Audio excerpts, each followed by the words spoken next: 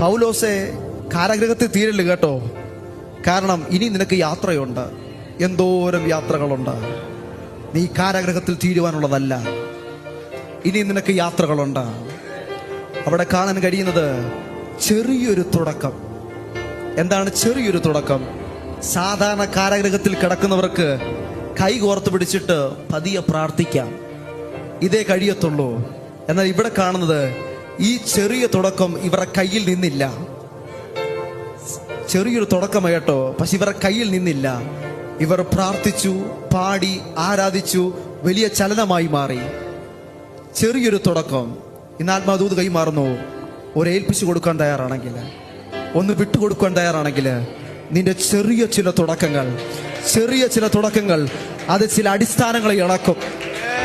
അടിസ്ഥാനങ്ങളെ ഇളക്കും. ഇന്ന് വിട്ടുകൊടുക്കാൻ തയ്യാറാണെങ്കിൽ ചില അടിസ്ഥാനങ്ങളെ ഇളക്കാൻ പോകുകയാ. വിശ്വസിച്ച് എത്ര പേരുണ്ട്? നിന്റെ ചങ്ങലകൾ വിട്ടുമാറണമെങ്കിൽ നീ മിണ്ടാതിരുന്നാൽ പോരാ. ചെറിയ തുടക്കമായിരിക്കാം മതി.